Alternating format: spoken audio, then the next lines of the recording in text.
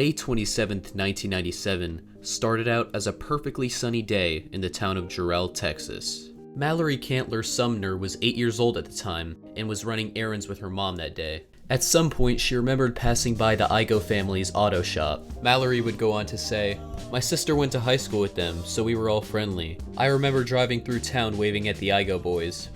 But in the late afternoon, the entire Igo family would go on to be killed in the tornado.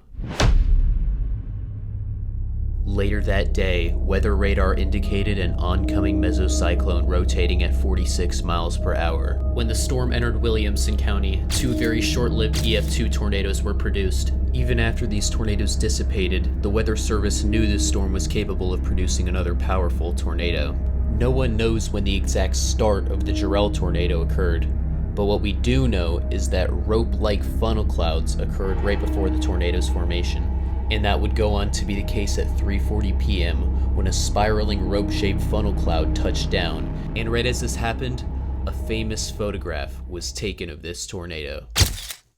This picture was taken by Scott Beckwith and went on to become one of the most famous photographs in tornado history. Because of this picture, the Jarrell tornado would go on to be called the Dead Man Walking Tornado. It appears this way because this is actually a multi-vortex tornado, consisting of multiple subvortices swirling around. As a result, this photograph was perfectly taken when you can see what looks like two legs and a scythe sticking out from the clouds. Traffic on Interstate 35 was stopped by the Texas Highway Patrol, and luckily, the tornado ended up passing parallel to that interstate. It changed from its initial white color to blue and black, and it grew to half a mile wide. As it approached a mobile home, the people living there fled and took shelter in a frame house. However, the tornado later struck that frame house, killing all the occupants inside, while the mobile home they fled from only received minor damage. The tornado then entered the Double Creek Estates, where it would carry out its most extreme damage. And a key thing to note at this point in the tornado is that it began to slow down. This means that homes that were unfortunately in the center of its path experienced tornadic winds for up to 3 minutes. In the debris of one of the destroyed homes, a clock was recovered, and it was stopped at 3:48 p.m., indicating the exact time the tornado struck the home. Several homes in the Double Creek Estates were swept away, and what was left was only concrete slab foundations. Many pieces of debris were found miles away from this subdivision. The tornado caused deep ground scouring, and many cars were picked up and thrown long distances. Some were spotted as far as half a mile away. At this point, Mallory Cantler Sumner and her family were preparing to take shelter. Mallory, her mother, and her sisters all went to Mallory's bedroom, pulled the mattress off the bed, and held on to the mattress handles. Then the tornado passed by her house, and she said it sounded like a freight train. Something interesting is that Mallory could actually see the Double Creek Estates from her back door. However, she noticed that nothing was left. Walked out our back door into the backyard, and it was quiet.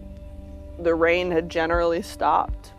We all look up and we look over the horizon, and we realize that there's nothing on the horizon anymore where you used to see houses. You could see the Double Creek subdivision, you could see everything that was here from my house. And I remember thinking, well, that's odd, as an 8-year-old. Wonder what happened. And then we started to hear sirens. Every single fatality from this tornado all took place in the Double Creek Estates. Entire families, such as the Moring, Igo, and Smith families, were all killed in this tornado.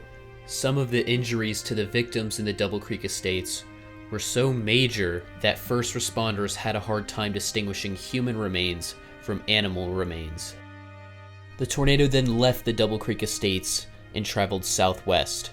Here, the tornado damaged various other homes, entered a forested area, and then lifted up from the ground at 3:53 p.m. All in all, there were 27 deaths, 12 injuries, and $40.1 million in damages. The Texas governor at the time, George W. Bush, said it was the worst tornado damage he had ever witnessed. Later on, a memorial was constructed to honor all 27 people who unfortunately lost their lives in the EF5 Jarrell tornado. If you would like to learn about the deadliest tornado in US history, click this video right here. If you would like to learn about the deadliest tornado of all time, click this video right here. Comment down below what videos you'd like to see in the future, and also subscribe to the channel. Have a great rest of your day, everyone. Peace.